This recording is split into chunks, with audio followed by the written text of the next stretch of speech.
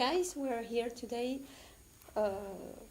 with Chuck Billy of Testament, sorry.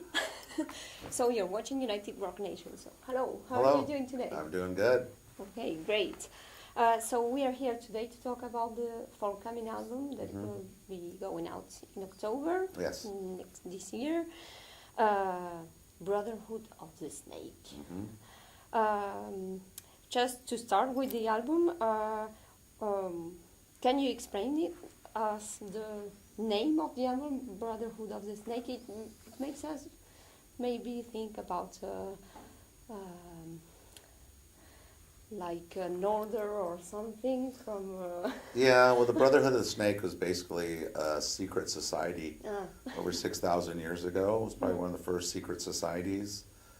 And we kind of read the story of it, and it was kind of a fascinating story of a secret society. And it kind of had to do with like aliens and religion and an alien race basically using the planet Earth as kind of like a prison, condemning people here to mine our minerals and gold. And it was just a secret society that started then and kind of spawned off, I'm sure, to Illuminati and everything else. And it was kind of a fascinating thing about today. There's still Masons and stuff like that. And you'd think, what other secret societies are there? And, you know, like the doctor symbol and the eye of Horus on the dollar bill and everything. It's like, what are those symbols referring to? It's like, is there something behind that? And so, yeah, that kind of started the whole idea of song concepts. Yeah. And Brotherhood of the Snake was kind of a catchy phrase. And we like the snake connection, you know, because we did it with The Gathering. And so it just kind of made sense. And when I came up with the idea, I turned Eric onto the story, and he read it and liked the title. And we said, okay, let's do that. Let's go that way. Yeah. So this will be your 11th studio album? It's 11 or 12. I think it might be 12. So, and the one before, it was released in 2012, yeah. So there has been 4 years between the two albums. It's too much time. We've been working on this record for almost 2 years, probably. We were working and we were writing, and when we started 2 years ago, some of the songs we got rid of because it just didn't feel right. The vibe wasn't right. So we decided, let's start again. And then we had a Lamb of God offer for a tour and a Slayer offer for a tour. And so that kind of held up the writing. But I had riffs like for a year and a half, and I wrote a bunch of lyrics. Never demoed it yet. I didn't play them for Eric yet. So when we went to do this record, once we finished the Slayer tour in February, I think it was, we were like, okay, we're going to Europe in June. We have now till June to get this record done, period. And we still weren't, you know, because Alex lives in New York, Gene in San Diego, and Eric in Sacramento, and a couple of us in the Bay Area. So it's not like we just can go together and rehearse. So me and Eric did a lot of the writing together. But the other guys, we knew that we had to get in the studio and get it done before we came to Europe in June. So when the other guys got to the studio, we booked the time. Some of the songs weren't even finished yet. And Alex, Steve, and Gene hadn't even heard any songs yet at that point. So we went into the record with a little bit of frustration, a little bit of anger, a lot of emotions going. Not sure where the record was going to be like. So it was kind of a mystery and a lot of it was a weird vibe going into it. But I think coming out of it, just because everybody's back was against the wall, we had to get it done. And fortunately, we have some great musicians playing. That Gene, Steve, and Alex came through and killed it on their parts. And then even for me, after Gene left, I was informed that there was a new song, and I hadn't even heard it yet. So I'm like, great, I got a brand new song and we're in the studio now. So, all of it together, something because we were frustrated and a little angry, I think it poured out into the songs and into the record. So I would never want to do it again, but what came of it, I'm proud of and happy. I guess that's the way it was supposed to happen. Maybe we wouldn't have got a record like we have if we didn't have to go through that. So there's something about it that made it special because of that going into it. But like all the guys, I mean, like I said, they all went in because especially Gene, Alex, and Steve, they didn't hear one vocal yet. They just recorded the parts. They didn't. There was no vocal. They have no idea what the song sounds like. So it was a little bit of a challenge, But but at the end of the day, it all worked together and it made for a really good record. I think it's creatively, it's not a typical Testament record or just here's a verse, chorus, and mirror it and do it. There's a lot of parts going on the record, so it was something to what we went through to get here. I read that you said that it was maybe for you this was one of the more trash records of Testament because you have. Well, I would say thrash. I'd say we went into it knowing consciously that we wanted to play it a little faster than the Dark Roots of Earth. Dark Roots of Earth have some great songs, but a lot of it's mid-tempo stuff. And I missed the Gathering when we started experimenting with blast beats in there, mixed with some vocal melody. And that was something new for us, kind of, and we didn't do that really much on the Dark Roots. Maybe on Native Blood, that song has some of that, but the rest of it doesn't. So we knew that we wanted to have that energy of the Gathering, just everything just, going. And so we knew that it was going to be a little faster, and I think Gene, not knowing the songs or hearing the lyrics or knowing what the vibe was, he just came in and killed it, just went crazy and went off. Maybe he's angry, I don't know, but he set the pace of the record by just being very heavy drumming. And where it happened for a reason, I guess, but yeah, and I would say, as I listen to the record, that it has very catchy rhythms also, even if it's very speed or fast rhythms. Some of them they just get into your head and you. Yeah. So that's a great feeling when you listen. Yeah, and a lot of the riffs, because writing the songs, me and Eric, like for the year and a half, I didn't have a complete song. I just had him, and I'm like, well, where does the lead go? He's like, I don't know. Just write over everything. So I was writing over the leads. I just wrote lyrics for everywhere until I got to the studio, and he was like, oh, no, you can't sing there. That's where the lead goes. Or sometimes I would sing, and he'd go, no, I like that vocal. Let's figure out the lead somewhere else. So it all just kind of worked out, So, yeah, it was kind of cool. And so this record has been the first since a long time with Steve. So how does everything work as? Well, Steve, I knew when Greg left. Well, because Steve was in the band, and I got ill with cancer, and then after that we had a reunion. So Steve was doing his other thing, and we had the reunion with the original lineup. And then once Greg decided to leave the band, that was Steve's opportunity to come back, and it was perfect coming back at the end of the last record cycle, getting ready to do the new record.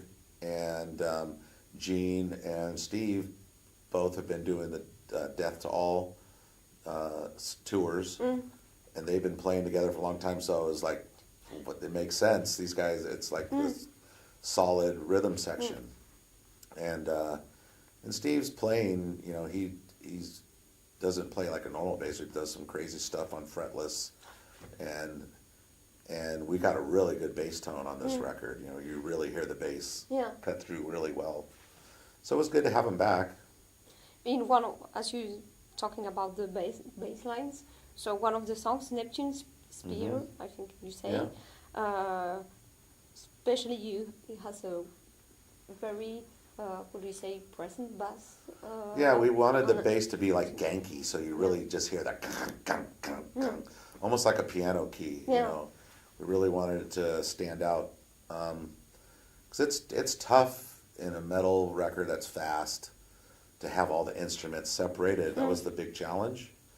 But I think because Eric had his guitar rhythms a little drier this year, and I had my vocals drier, it just made the rest of the record, the bass and the drums, come more alive, and you can hear it a lot better. Yeah, for just another some other of the songs of the album. Uh, we think that Seven Seals has a little bit more maybe of death metal in it. What do you Really? think about it? Seven Seals?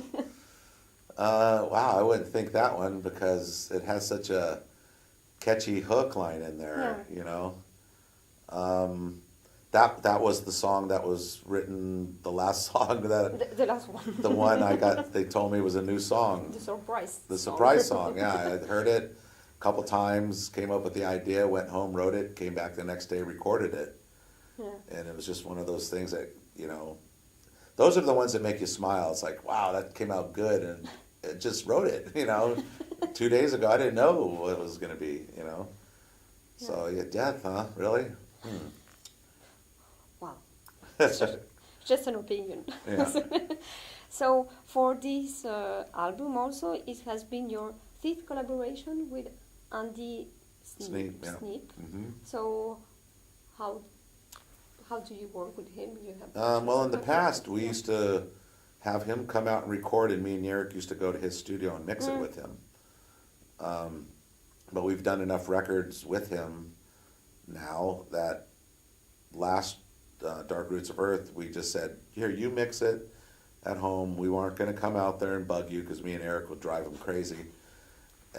You mix it and send it to us, and we'll like comment and work it out. And what he did last year, he came up pretty quick with almost the mix right away. And I think it's because he'd been working with us for so long, he knows what we kind of want. But last year was the first record I felt a little more confident to have my vocals a little drier. Usually I have them wet with effects and delays and stuff, and it gets a little washy, and you can't hear it as well. The last year, Dark Roots of Earth, I felt more confident, and I dried it up. Where this record is even drier. The vocals are right here, and they're pretty dry, and you can understand a lot of the lyrics. Yeah. You know, so we've kind of evolved to where we're at today. Yeah. And talking about, like you say, maybe because you have been working with him for such a long time, you don't need to. You don't need to babysit him. He knows what we want, and it's good because some producers might take the band member's opinion and think, he doesn't know what he's talking about. He listens, and he gets what we want, you know, and that's how it works because he does listen to what we want. Yeah, he really knows how it works. And he knows what we want. It's easy to communicate what we want without being there. Yeah. So yeah, it worked well. Great collaboration, so I would say. It did, and it just kept getting better and better. And the mix was getting bigger and bigger, and it's like, you know, when the final product was done, we're like, wow, I can hear every instrument, all the drums. Everything sounds real clean. It sounds like a record, and that's what we always try to shoot for. I always listen to records of the 70s and 80s, and it's like, those sound like records, you know, those recordings, something about them. And could never get that with our band, and it's like, it just doesn't sound like a record. This is the one that's closest to me that sounds like a record. You know, it's tight, you can crank it loud, and it's just tight and holds together well. Okay, and to talk about one of the other songs of the album, the Number Game. Number Game, Yeah. Can you tell us a little bit more about this song? Well, I mean, the topic's about a serial killer that has 14 days to kill 14 people. So every day he's looking for this next victim. and that's basically what it is, a guide. And when we came up with the idea, because when we first wrote it, I had this line, 14 days and 14 nights. I had that hook first. Mm. And then so we started building off of that, and it's like, you know what, why don't we start at 14 and count it down. We'll do a murder, and it'll be like 14 murders all the way down to the last murder, and it'll be 14 days and 14 dead at the end. So we kind of worked it out, and the song, it was weird because the song was actually, we didn't have to adjust it. It was written just long enough to do the 14 countdown to 1. Mm. And we're like, how did that work out? We didn't have to add or take some away. It just worked. It just worked Yeah. as we wrote it. And we're like, wow, it just worked out down to 1. Perfect. I guess this is the way it should have been. Yeah. It is weird the way that one worked out. Yeah. Yeah. And to talk about Testament in the band, you have been together for more than 30 years. Yeah. So how do you explain the longevity of the band? Well, I mean, since 2001, the Gathering record, and then I got sick in 2001. 2002, I had my operation and got rid of my tumor and the cancer. I didn't think I was coming back to play music at that point. You know, I lost all my hair and looked in the mirror and didn't see the same person. Was concerned about just living with my family and friends and just going on. Didn't think music was a part of my life. And at that point, we had so many different bass players, drummers, guitar players in the band. We didn't tour a lot because we didn't know who was in the band and who was available. We were just kind of doing shows here and there. And so once I beat the cancer and we had the Thrash of the Titan benefit concert, that's when everybody was our first time on stage together as the original lineup. Yeah. And Alex recorded First Strike Still Deadly record with us right after that. And that kind of opened up the door, I think, to maybe the possibilities of doing something. Yeah. So after we did the First Strike Still Deadly, we had an offer. Andre Verheusen, who had the Dynamo Festival, called me up, and he's a friend of mine. He says, hey, I got the original Anthrax coming to do the Dynamo. What do you think about getting the original Testament back together? I said, that'd be great. So I said, let me check it out. So I called everybody, and everybody was into doing it. But it was only supposed to be for one show. So the one show turned into 5 shows. Then it turned into 10 days. Then it turned into a couple of weeks, months, years, but we never discussed, like, you know, where's this going, guys? What are we doing? We never discussed. We just let it happen. Yeah. Until it got to the point where we said, what do you guys think about writing a record together? And that's when we decided we were going to write The Formation of Damnation. And that was our first thing back. And once we did that record, and everybody said, you know, we're getting along fine touring, we're doing good, what do you think about going 100% with this thing again? And everybody was into it. So we decided at that point, call the agent, book it, book, let's go. We're going to work hard now again, become a touring band again. And at that point, I think things have kind of changed. And we found Nuclear Blast, a label that believed in us and knew what to do with our music. And then at that point, it kind of just, the band started growing again. We were playing a lot, putting out some good records, and had the original guys. And, you know, at beating cancer, I wasn't so worried and focused about the business. It was just having a blessing, getting to do it again with everybody, you know. So it was just that, and it's kind of grown. And now with 3 records together with them, and I think they're strong 3 records, that, you know, I think it's something about just being confident, having the original guys back in the group. Makes you comfortable, confident, and it makes us happy. If we like a song, we're not thinking what everybody in the world is going to think and criticize us for. If we like it, we're happy, that's it, you know. And I think that's what's making us happy, and the longevity is because I think Eric, he doesn't copy anybody. He doesn't listen to a lot of new metal bands. He has his mindset on what he wants to do. he likes black metal. Yeah. So he's influenced by that and the structure, but he doesn't want us to be black metal. He wants to be Testament, but he still has elements of that in there, which I think is working for us and keeping us, I think, sounding more still of a modern sounding band. It doesn't, you don't listen to a record and go, man, that sounds like a 30-year-old band, or something. Yeah, that's so.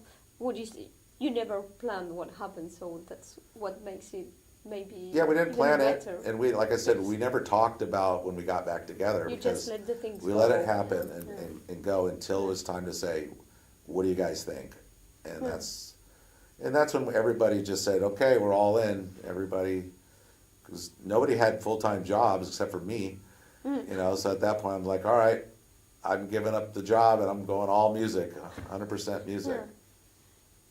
And so you just played yesterday in a French Motoquinto festival. So how was it? It was good. That was our second time playing it.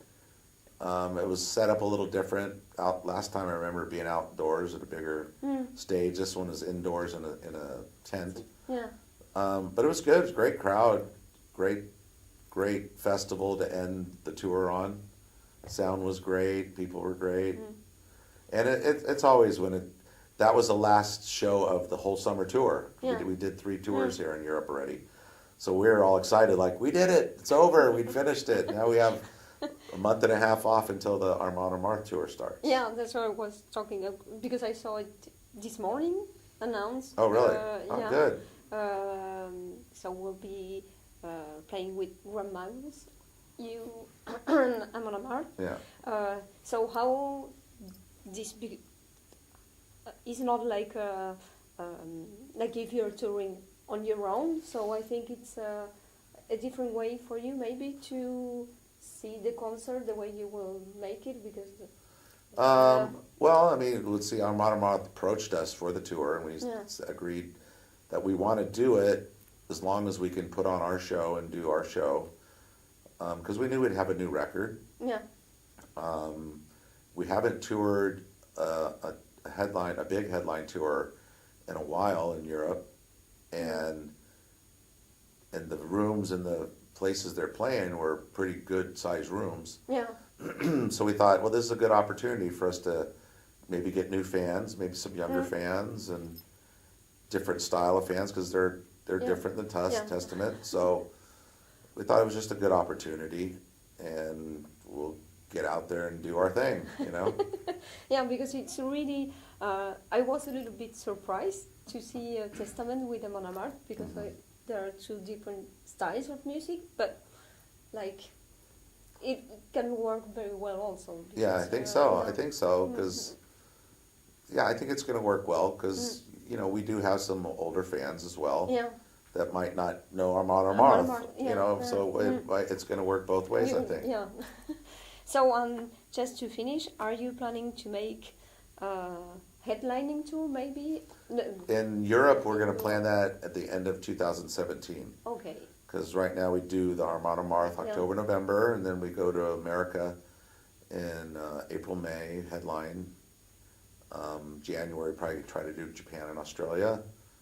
And then now there's a few, maybe 5 or 6 American festivals that are pretty big that we're going to try to get on and jump back and forth from America to Europe next summer. And then after that, we'll do a headline tour in Europe.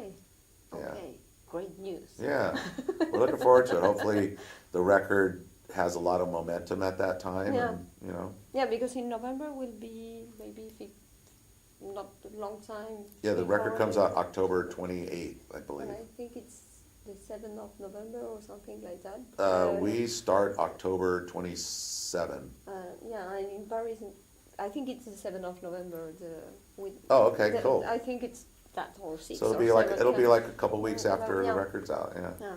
And we plan to play new songs, and this record has songs. Usually when you do a new record, you play 1 or 2, 3. Yeah. This one, well, like Dark Roots, we played 4 right out of the gate, and this one will be like the same, 4 to 5 songs. They just feel like live songs. Live songs, yeah. Okay, well, thank you very much for your time. Thank you. Best of the luck for the new record and for touring and everything. Thank you. Yeah, we're looking forward to it. It's a lot of hard work to get to where we're at now, but now it's done. Now the best part, just to tour off it and play the songs, is the best part. Okay, well, thank you very much. Thank you. Thank you. Hey, what's going on? It's Chuck Billy from Testament right here on United Rock Nations. Yeah.